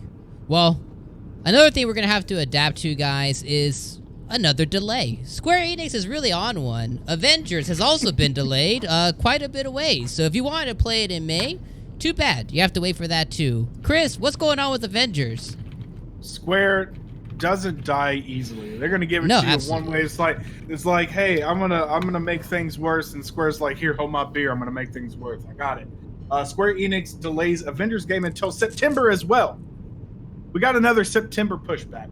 The upcoming Marvel's Avengers game has been delayed. Square Enix and Crystal Dynamics have announced previously for scheduled launch in May. Avengers release date is now set for September 4, 2020. This news coincides with the delay of the Final Fantasy VII Remake, another much-anticipated Square Enix game. In a post written by Scott Amos and Ron Rosenberg, the co-creators of the studio, Crystal Dynamics, they say, as fans ourselves, it's an honor and a privilege to work with these legendary characters, and we know that these superheroes mean to us and true believers around the world. When we set out to bring you our vision for Marvel's Avengers, we committed to delivering an original story-driven campaign, engaging co-op, and compelling content for years to come. To that end, we'll be spending this additional development time to focus on fine-tuning and polishing the game to the high standards our fans expect and deserve. There it is again. We've got 3 articles with with the polish buzzword in it. I think this one's warranted. Oh, yeah. You know what? I can't speak to this one. I'm going to let the panel take it away on this because I had no interest and I'm really not a... Here it is. Like if you've seen the demo, the E3 demo that was played, like, I'm not going to say it looks bad. It looks weird to me. There's something off that I can't quite put my finger on. And maybe it's just because we've had years of familiarity with the MCU actors in these roles. And now, as much as like we all love people like Nolan North or Troy Baker, it just feels weird seeing them step into the roles of the Avengers, and we've seen them played by these iconic actors for so long. And I feel like they're going to have a struggle no matter what they do in getting people to sign up for this. Like, even if the gameplay is solid, even if the story is really well done at the same level as like Spider-Man was, right? That Spider-Man, I thought, was an incredibly polished piece of work. It didn't do anything exceptionally new, but it was like it took everything you could do with a Spider-Man game that we come to know and love from like years of open world Spider-Mans and just took it to top tier quality, right? Nothing exceptionally new, just really, really good. And I feel like even if they manage to do that with this game, fans are going to be so weirded out by the way these characters just feel, if that makes sense, that it's going to be a real struggle for them. So I think that they're reworking a lot of it to make it more palatable for like an MCU, familiar fan base. Yeah. One of the biggest detriments to the game is Thor. Now, I know Son of Odin Thor is true to comics and true to his tone that he has, and even kind of similar to what they did for what was that game that we were playing last year, the Marvel game on this Ultimate Switch? Alliance 3. Ultimate Alliance. They had a similar tone in that game too. But the reality is that's not what people want. They don't like that Thor. It totally throws you off. And I know people are like, well, it's not the MCU. We're not trying to be yada yada. Well, you are trying to be. They are trying to be like your budget MCU characters, and they need to just go back to the drawing board and figure it out, because what they did was it just wasn't there. I think the only one that was probably okay was probably Hulk. I thought that was the only one that kind of stood out, and that's because it has very limited dialogue during the demo that they showed. So yeah, and I think even we criticized it as well, and even she was like, yo, Iron Man looks funky, and I was like, well, yeah, a little bit. Black Widow looked weird. I mean they all did. The funny thing was, like, we had such bad negative commentary from our review that everyone's like, how dare you bash my game, how dare you bash this amazing thing that I've been waiting for. I'm like, dude, I'm just saying he sounds like shit, and I mean it was pretty funny. If you're that rabid of a fan, like when you want to make sure that it's like, I don't know, like top quality, like exactly, criticism's good for ensuring that. Yeah, and or making sure fans are heard, I guess. Oh, and then I even made fun of like the way Iron Man's helmet looked like, and so it was just the funniest thing ever. Yeah. I'm actually not surprised that they delayed this though. Which I think is just in turn. I think it's a good decision from them. The scary thing for this game now is going to be Cyberpunk. So I don't know if they were Crystal Dynamics and Square was expecting Cyberpunk to be delayed the same month, but ultimately this is more. The competition for this game is more like Destiny, Division. It's trying to be those style games as opposed to like an action adventure game. So I think if they delay it and it has good reception, it could still do really well. So I like the idea of what they're trying to do. This is just one I think that they really did need to go back and figure out, because if it came out in May, I don't know if it would have done so well for them. No. So this is one that I've forgotten about. Can I say one thing? I will forget about. Hello? Sorry. Is that you? Hello? Can you guys hear me? Oh, I hear you. I know I'm in the car. I just want to say one thing, because I know that everything's terrible right now. But you know what it reminds me of? It's like if you have a dog for like 7 years, and then someone steals your dog and replaces it with like the same breed, and it's like roughly the same size, and like, here's your dog, and you're like, that's not my fucking dog. And they're like, yes it is, but take it, it's yours now. It's like, it's not the same. I don't like it. I want my old dog back. I want the real Tony Stark. Real Tony Downey Stark's Jr. expensive. Yeah, that's why you're not it's getting real really Tony expensive. Stark. Yeah, but it's just I don't voice give a acting. shit. At least the voice acting in Marvel Ultimate Alliance 3, they're like, yeah, we can't afford Samuel L. Jackson, but here's a dude that is like That's pretty hilarious. Yeah. like it's You may have a good hilariously point. close that it's almost like it's like a tip of the hat, a nod to the audience, because they know that we know they can't afford Samuel L. Jackson, but Right. they know we want Samuel L. Jackson. Well, it's weird too, because like when Nick Fury was redesigned in the Ultimate comics, like in 2000 2001, I think they admitted that creative team used Samuel L. Jackson as the inspiration even back then. So I That's don't know, pretty it's neat. kind of, That's pretty it neat. is pretty neat. So it's only fitting that he got to play it now. But that's the thing. I've heard rumor, and I don't know if this is true, but it would make sense to me that Marvel's trying to create like an MGU, like they have the MCU. Now, I don't know if this is true. To me, it would make sense, because if fans get super excited seeing their favorite heroes cross over into different properties at the movies, why wouldn't we love to see that in the games, right? If we saw the same character model and the same voice actor who portrayed Spider-Man on, in 2018, magically show up in the middle of this Avengers game, I would be super stoked to see that happen. But I think they have to be careful with who they choose for the voice actors and how much they're willing to spend, because if they're going to try to continue these characters in the same way throughout the course of like 10, 15 years of different games and crossovers and introduce new characters, they probably have to think about budget as well, because, I mean, it's like the same thing, but on a smaller scale as Robert Downey, right? I mean, that kind of gets, what, $50 million at the base just to be in a movie, I think. And God knows what on top of it. So Right. yeah, maybe they're just trying to be budget conscious. And I mean, maybe, but dude, I'm just tired of hearing the same voice actors in every single game. I get the cast of Uncharted is fantastic. Leave my But Troy Baker alone. I do not need to hear them in every video game I play. Like, yes, look, we do. Look more recently, even look at like the Fire Emblem voice cast. I'm just gonna throw Fire Emblem a quick buck here. The Fire Emblem voice acting was fantastic, and there was a lot of actors that are not your typical actors. You have to go look up, like, who are these people? Like, oh, well, they voice act in anime or things of that nature. It's like, well, there's other people that they can branch out to who are fantastic voice actors who maybe aren't trying to replicate somebody else. But when it comes to these ones, it's like I just can't. I'm sorry. I hear Joker. I hear Batman. I hear the cast of Uncharted. I just hear the same people over and over. And I'm just like, this time I was like, no, thank you. Fair enough. When I heard Gerald, the first time he said something, dude, that was the happiest. Like, that was like, okay, this game is going to be amazing. Because it's Jiraiya from, I think I've talked about it on here before, but it's Jiraiya from Naruto. And God, his voice, he needs to be in more games because he did a great job, and he is a fantastic voice actor. Yes. Someone Google his name. I don't fly here. I'll look it up. But I mean, all I'm saying, there's like a whole plethora of people who are in the anime industry who worked in dubbed games or dubbed anime and things of that nature, to where they could have pulled from, as opposed to the same 3 to 4 voice actors that are in every major budget video game.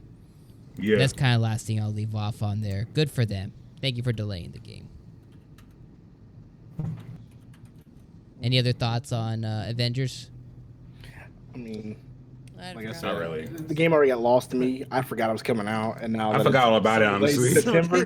It's like, yo, it's gonna be forgotten again. Like, I forgot the game was coming out. So like when September comes around and Cyberpunk and a bunch of other games get announced, and I'm sure I'll be playing 2K or Madden, and then at the same time, like, it's gonna be buried.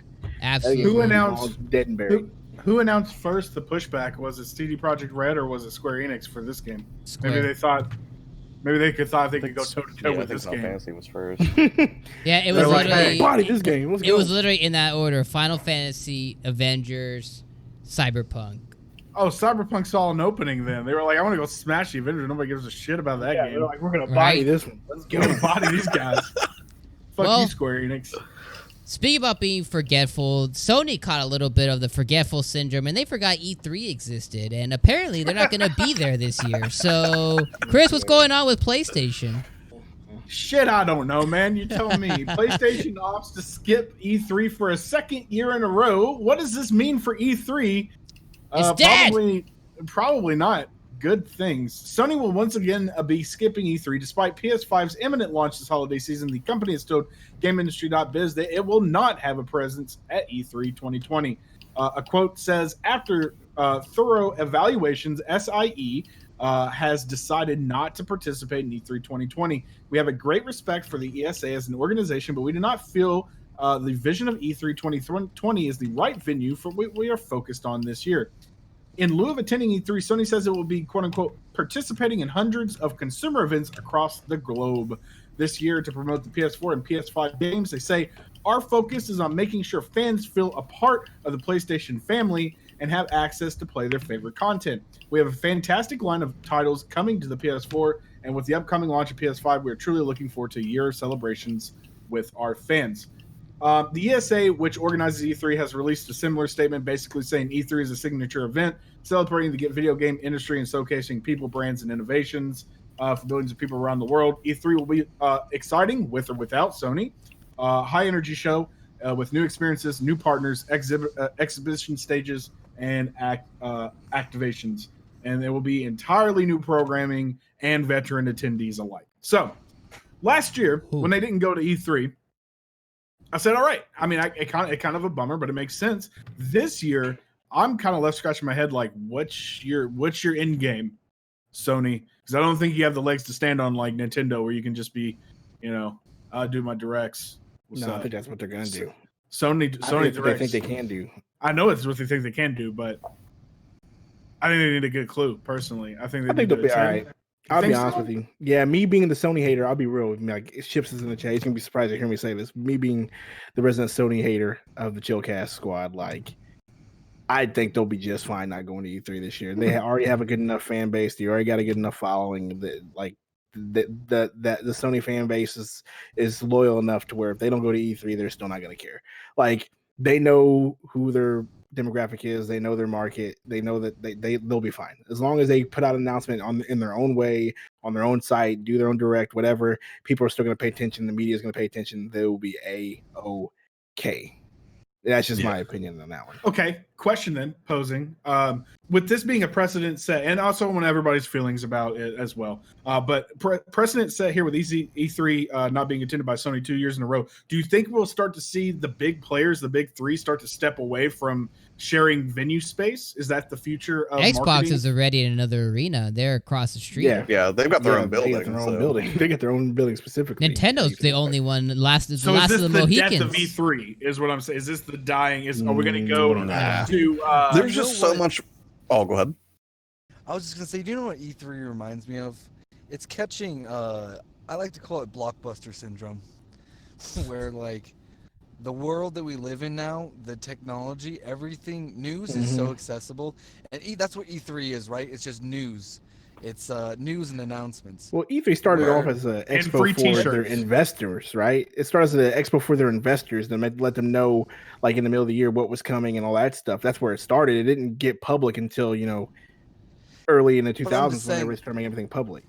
Like when it was on, like say when I was in high school, or not high school. We'll go with elementary school. You had to watch it on TV. That was like the big thing. You had to tune in and go, oh, when's the Microsoft presentation? Okay, that's the day I gotta make sure my mom's not on the TV or whatever. Now, good luck with that. Right. Now that everything's so at our fingertips, companies don't need to whore themselves out to buying venue space at a like. Sony's taking the stand and saying, we're bigger than E3. And I think that's arrogant if you think about it. That's kind of my is this the death of E3 kind of thing? I know it's a dramatic statement, but like, it's a good venue for less known developers. I don't think it's the death. I don't think it's going to have the same impact that it's had going forward. I don't think it's going to be such a big deal. Especially with Sony and Nintendo putting out their own news throughout the year. Xbox, I think Microsoft. I think Xbox will. Yeah, Xbox has their Inside Xbox. inside Xbox, which is fucking awful. Which are awful. I throw up in my mouth. I just threw up in my mouth. But at least That they're is the trying. worst. They need to try a little bit harder. I mean, dude, they don't have nothing to talk about. I mean, so they'll get better. Hey, actually, I want another controller. I'm gonna tune in. I'm just saying, all they have is controllers. All they have is controllers in their game and their Game Pass stuff, but they'll have more stuff with this. Hey, Jake, so I hear you, and I wanna raise you this. The one concern about PlayStation skipping E3 is I don't think that they need to do the Sony press conference. I don't think they need to go all out at E3.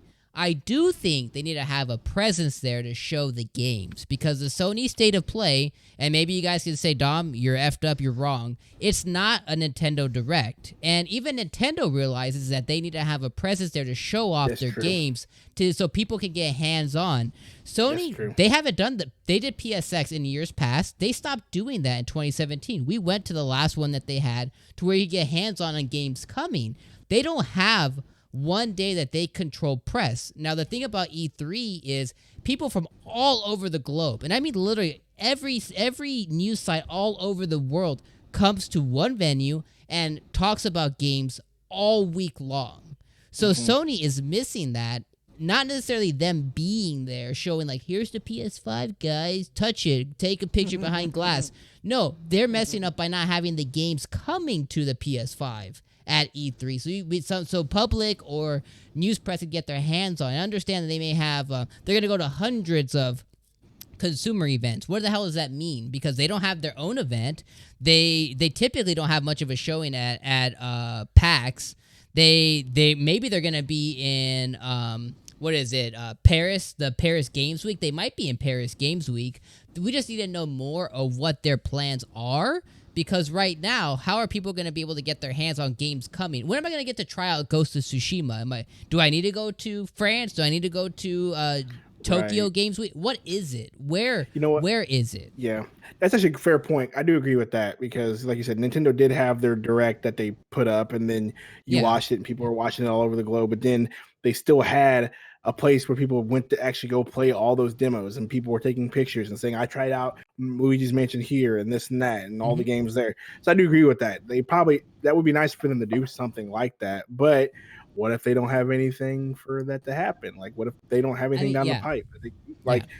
Maybe that could be why they've not done it the last 2 years, because they really haven't had like a whole group of games or anything to do that with. But so I agree with you on that one. But at the same time, like, I don't think their presence there would matter too much. Yeah, I just think from what I'm hearing is people are angry that they're not going to have the PS5 there. And again, that's not necessarily my concern. I don't care about the PS5. You announce that later. But we're gonna get some weird press conference, and Mark Cerny's going to tell us about the hippobytes or some shit. Whatever's coming in the PS5. We're going to get that event.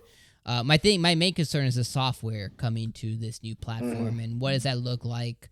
The controller, even. I want to touch the controller. What is the controller going to look like? Is it going to feel the same? Like, I don't know. Those things I kind of been thinking about more. Josh, sorry, I didn't mean to cut you off there. You took a gasping breath. It sounded like you're about to hit us with it. No, you're fine. This is what the controller's going to look like. Yeah, that looks accurate. I've changed my tune a little bit on E3. Okay. Originally, last year, my position was basically, E3 becomes less and less relevant every year. There are better ways for developers and publishers to spend their time, considering they have their own direct-to-consumer avenues like the Nintendo Direct if they want to get information out there. And then I went to E3, and I saw for the bombastic spectacle it was. And then personally, I just got real selfish. I was like, no, we need E3 forever, you guys, because it's super awesome. You've never been to E3. It's killer. It's super good. But I will say this, not only did I sort of change my tune from like a personal perspective, because I was like, man, this is really kind of a cool thing for more gamers than I've ever seen to come together in one place at one time. That's cool on its own merit. But from a business perspective, one of the things I didn't take into account, which is weird because I argued for it last year when I talked about Nintendo playing nicer with YouTubers and not basically copyright claiming every first party, Nintendo video that you put up there, is E3 is a power bomb of value when it comes to social media marketing. And what I mean by that is you got just thousands upon thousands of incredibly impassioned fans showing up. They're sharing stuff on Instagram and Twitter and Facebook, and they're hashtagging everything. That's marketing. You cannot pay for that sort of word of mouth. And when you make it hyper exclusive like that, people are all the more rabid, especially if you're a content creator in a position like ours, where it's like you're rushing to get a piece of content out surrounding the cool thing that you just saw about a particular game, so you can kind of have the edge and get extra views and that kind of thing. So there's a lot of people it's even though it has like this really nice, like fun, playful video game coat of paint, it's just like this brutally competitive environment too, right? You got all these journalists there that are trying to get information out to their followers and get the clicks on their websites. You've got publishers that are jockeying for consumer attention. You've got people who are just trying to get in the door just to kind of get a glimpse at it. I mean, it's a really sort of competitive vibe there. Yeah. And that has value for companies. Now, I'm not going to sit here and say that companies like Nintendo can't generate hype on their own. Clearly, that's not the case. We're sitting here having a podcast where we started talking about a direct that they did this morning.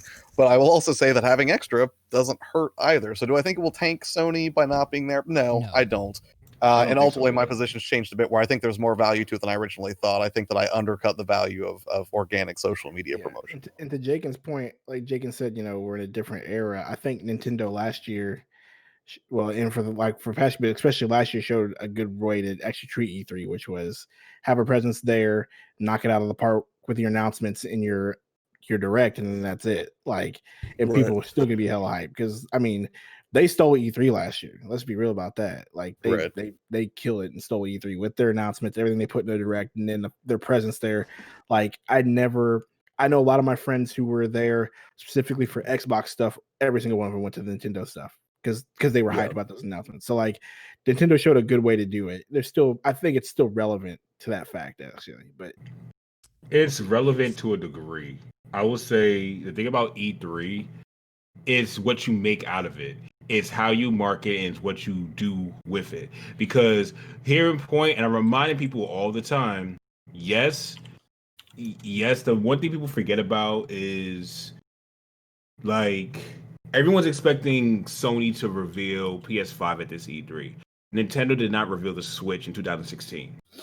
They did not. It was still codename NX. The only thing they did reveal, which did really good on the floor, I will give it credit, but that was still a limited floor, was Breath of the Wild. Yeah. Breath of the Wild. Yeah. And that was a Wii U version. That wasn't even the Switch version. The Switch was announced in October on a 2-minute commercial. And you did not see the Switch for what it was, the full presentation of the Switch, until January that following year, and that's when you got the Breath of the Wild release date. So they fully revealed the system specs and everything with the games literally 2 months, less than 2 months actually, before it came out, and it still sold well. So really, it really depends on how Sony chooses to market the actual PlayStation 5. And at the end of the day, E3 is not going to make or break them, because real talk, these last 2 E3s have been kind of weak for them. I'm going to be real. It hasn't been the strongest games. Only games, a lot of the biggest problem I have with Sony's E3s is they rehash the same game every year until it finally comes out. And I'm like, just release a game already. I'd rather them not say anything than just say, hey, we're still working on this, because games like Xenoblade Chronicles X suffered through that, and that's why that game didn't do so well. I feel Spider-Man could have did way better if they didn't announce it so soon. It's like they announced their games way too soon, and that's why I'm like, eh. But in other news, did you guys talk about Horizon Zero Dawn going to PC? No, we haven't. Please tell us what's going on over there. Yes, that has been announced today.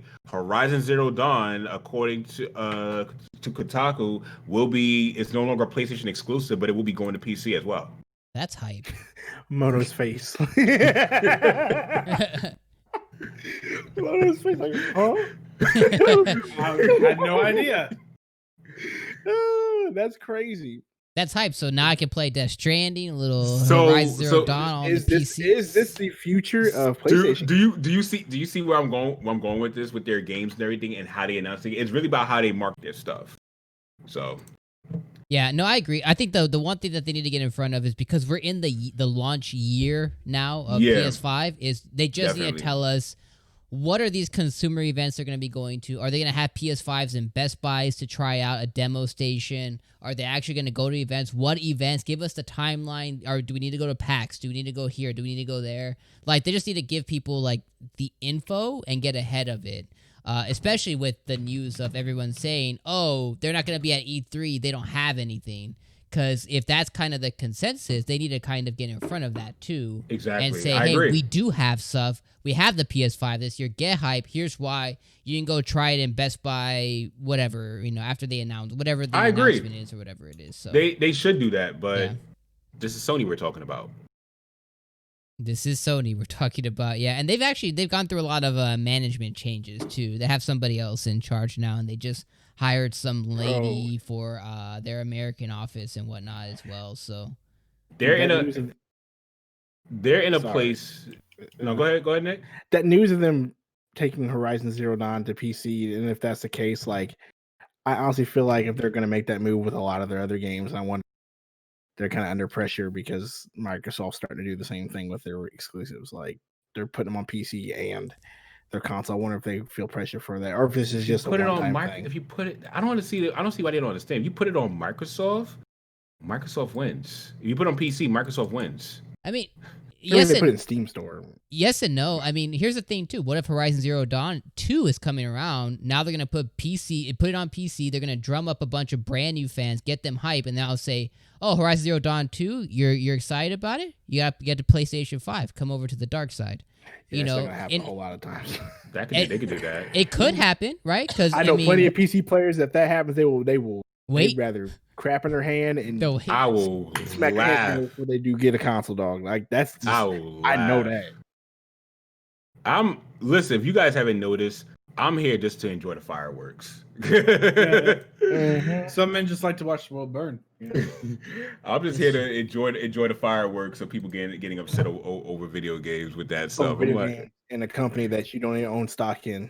Heck. Yep. They're just gonna be making. They're making more money. I mean, it's just another group of people who get to enjoy a game that they didn't get a chance to. So I mean, that's always good. That's always good for me. Horizon Zero Dawn's good. It is. I need to get back to playing it. I haven't played it in a while. I tried to get back to it earlier last year. I went to do what's that DLC? What's it called? Horizon Frozen something. For the was it Frozen? Wait, no, hold on. I forgot what it's called. Well, whatever. I try to get back to that and play the DLC. Frozen Wilds. Frozen Wilds, yeah. I only got maybe a few hours into it on stream. I got the DLC. I do want to get back into it because it really is good. I got the complete version, so I'll play it eventually. But it's definitely one of those games that you can't make my mistake and not play it forever, then expect to jump back in because it just doesn't work that way. You might as well just. It was start so all over. Worth it though. That was like one of my favorite games. Yeah. Like ever game. What? Annie has his headset on. All right, guys. Thank you guys for joining. We have a live Jake on the scene. Wait, no, we want a report. Bringing us the weather report from inside of a Walmart. Are you in Walmart? Yes. He won't speak. He's embarrassed. Jake won't talk to us because he doesn't like us no more. Do they have it? Do they have it, Jaken? That's probably why he's I bet you they don't. You get your Tokyo Mirage sessions. Well, he has to wait 8 more minutes before they can sell it. I'm legit making my thumbnail right now for it. Beautiful. So Tokyo or Kakarot? Kakarot. Kakarot. Shut up. Crap a lot. That's what he's getting ready for crap a lot. It's Dragon Ball Z crap a lot. See, Nick is just a hater. That's all. Any final thoughts on PlayStation missing out E3 this year, guys? Reviews, bro. Metacritic 79 for the game. Oh, so you listen to Metacritic now? Yeah, for this case, yeah. Metacritic. You thought I would have called you out on that, did you? You listen to Metacritic now. He's just staring at it too. Well, it leads us in. Metacritic score real quick.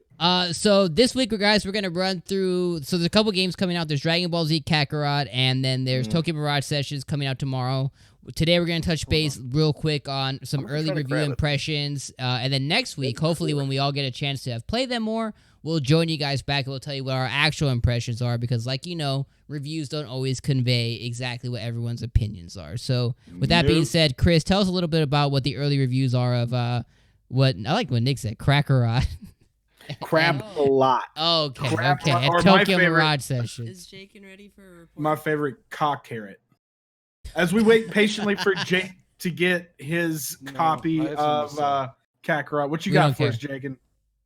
He told me that he's not sure. Say.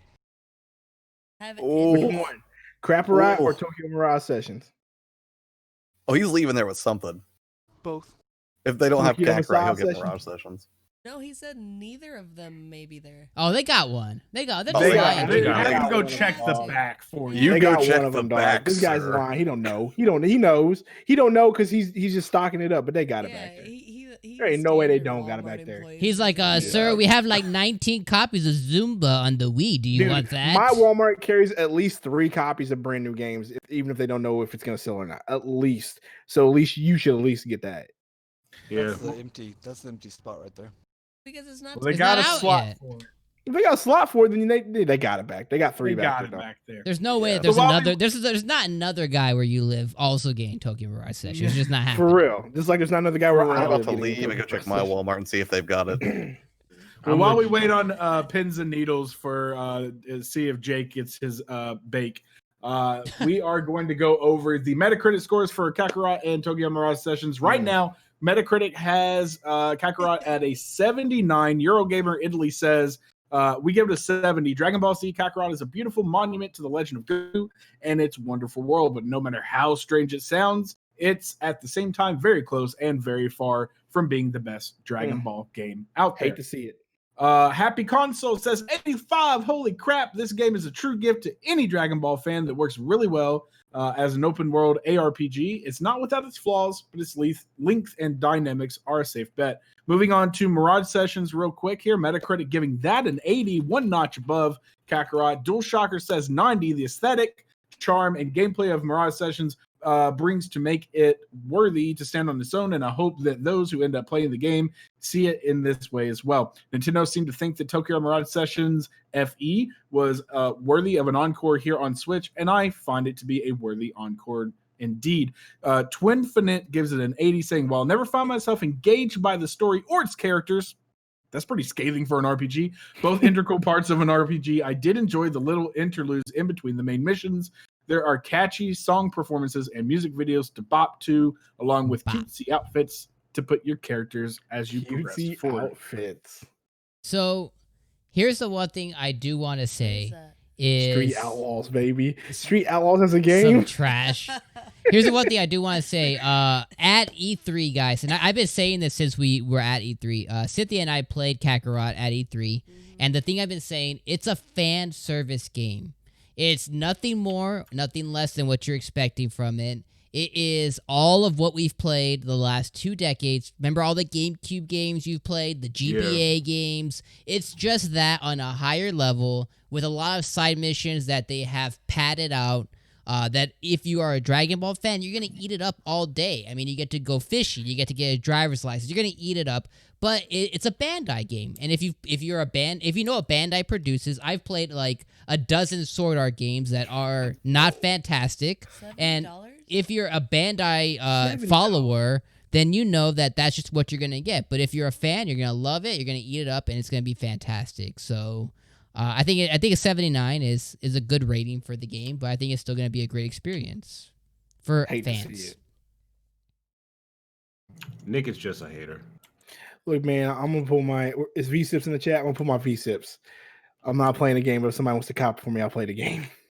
Oh, word. So you gonna take a shot at you gonna take a shot Look, at you did the him? same thing with Pokemon. I'm entitled to do the same thing with Kakarot. All right. Word. So I'm gonna get you Kakarot then. Then, all right, let's go. Then I'll play it. Then I ain't paying for it. And then Be Studio correct. Nintendo 2020 is my game of the year. I love watching Nick's timeline. Every time he plays a new game, he's like, "It's my game of the year. It's my game of Bro, the I'm year." just being. But I hey, finished Fire Emblem. It's my game of the year. Fire Emblem though. Fire Emblem, man, it's so good. Fire Emblem goes hard. I've not said it about. I've only said it about 2 games. I finished Astral Chain. Astral Chain Right? is my game of the year. I didn't even talk. No, I didn't even touch the Astral Chain. Jedi, yeah, Jedi was the one. I did it with 3 games this year: Jedi, Outer Worlds, and Fire Emblem. Outer Worlds, yeah. It's my game of the year, guys. Going on record, it's my game of the year. Yeah, it's a lot of fun. If I get a lot of fun, bro, I won't forget it. It takes a lot for me to have fun playing these video games, dog. Really? Yes. Okay. Any other thoughts, guys, on the Metacritic score? So we'll come back, guys, next week, and we'll talk a little bit more after we experience it ourselves. These are just first impressions, and I don't know what Metacritic looks like at this specific moment, but when I pulled it about 3-4 hours ago, a lot of the bigger sites, like your Kotakus, your IGNs, your GameSpots, hadn't published scores yet. So the temperature will change on these games. I don't know which way it will go. This is just kind of a first impressions based on some of the ones who have provided their reviews of the games. So, all right. Well, with that being said, guys, we'll go to our outros here for our amazing cast of people who decided to join us for today, because today was a fantastic episode. And I'm sorry if we delayed the beginning a little bit. We just felt that it was kind of on point with that. So we'll go ahead. It's very fitting. Very for the fitting. podcast. Very fitting. So we will go ahead and start with our esteemed guest tonight, Mr. Avedon Smith. Thank you for joining us. What are you up to? Where can people find you? I have been up to a lot. You can find me on 2 channels, actually. You can find me on Avedon Smith or Musically Avedon. Tomorrow, I finally have a new channel going up for an Avedon Smith channel where I discuss the Final Fantasy VII remake delay. I also have a video on my music channel for Beats for Breakfast, that series, where tomorrow's gonna be more of a solo episode, so you guys check that out. But I have 3 more interviews coming up within the next 3 weeks, so make sure you guys check those out, because those gonna be great episodes as well. And this weekend, Nintendo and I have a skit and I were working on for you guys on Monday. So that's pretty much what I've been working on, and I will be going live in the next few minutes to play Kakarot. Hey. Beautiful. So Avedon's channel is in the chat right now. So make sure as soon as we're done here that you guys go and throw some love over there and go check his stream out tonight of that DBZ. Mr. Studio Nintendo, thank you for coming by tonight, my friend. What you up to? What we got planned?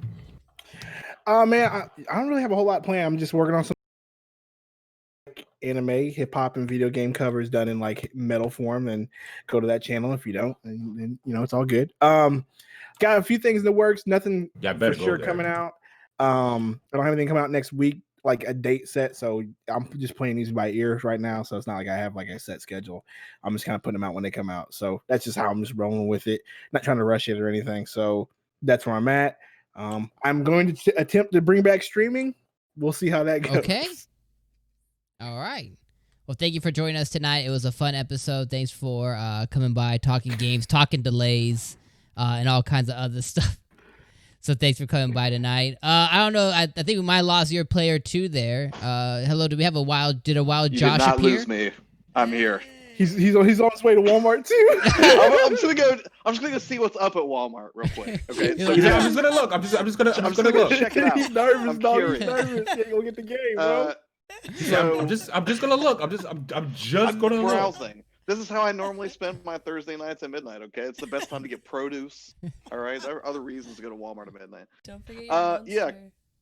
No, I'm gonna get more Red Bull as soon as I get there. Coming up on the channel, I'm trying to remember. I will have another tips video out next week. I think I'm probably going to do an impressions piece about Kakarot on Tuesday or Thursday. We'll see how that works out. Most recent video I put up on the channel was my December pickups, which were numerous and ill-advised in some cases. So, if that sounds interesting, maybe stop by the channel, subscribe if you dig it, or hit me up on Twitter at @It'sYourPlayer2. And I'm gonna go get in my car. So. Absolutely. Thank you for joining us tonight. We appreciate you coming by for another week, and we'll be talking about what he thought about Tokyo Mirage Sessions next week, so that should be interesting. Yes. Do we have a wild Jakin? Do we have a wild Jakin in here still? Where's baby Jakin? Where's Papa That sounded at? very creepy. For real. Sorry, I'm pretty excited. All right, we may have lost Jake into the Walmart workers there. All right. Anything, stay tuned for his stuff because he's gonna be playing Kakarot. Clearly. since he's Yes. there at Yes. Walmart, Well, so- if he can obtain a copy, he also may be streaming some Kakarot. Mr. Monopulse, thanks for being forced to come on another week. We appreciate you having you here. No, absolutely. Welcome to be here. It was a good episode. As for me, I'm still continuing to get our podcast backlog onto iTunes and Spotify. If you haven't already, you can subscribe to us there and follow us anytime. Don't have to have YouTube open, although that's a good place to follow us as well. You can just pop over to iTunes and Spotify and listen on the go on your cellular device. Did he get it? Otherwise, He got it. he got it. Hey. Let's talk about some real quick. Hey, I can Let's see talk about some. all 4 pixels. Is that carrot? This That's guy. one I can't tell. It's really glary. That's carrot, right? Yeah. Okay, cool. These motherfuckers did not order a single copy of Tokyo Mirage Sessions. Dang, Oh bro. no, that's a Dang. fail. Wow. Looks like you got to go to the mall, bruh. They said they didn't know what it was. Of course they Wow. didn't. It's where you're from. They knew what Dragon Ball Z was because it was on the Cartoon Network. It was No, on the Dragon Ball Z was Toonami. probably on 3 He channels. tried to pronounce Kakarot, and I had to. He was like, I'm like Kakarot. Okay. Jake is like, okay, Kakarot. Did he say carrot? No, dude, he Cock didn't even horror. finish the word. Jake, what's your plans for the near future? We're doing our outros, brother. Oh yeah. Well, guys, I don't know. I've been streaming a lot. I streamed, I think 4 times this week. I'm probably gonna be streaming here in a little bit. Kakarot on my channel. I'm about to do that right now. I made my thumbnail and everything. Oh yeah, my thumbnail's better than yours, by the way. Just want to throw that out there. I'm so torn about who to watch. Sure it is. You can check the chat. I don't need to. I already know what it's gonna look like. All your thumbnails have the same style. Whack as fuck. Like your face. Ooh, got him. Oh wow.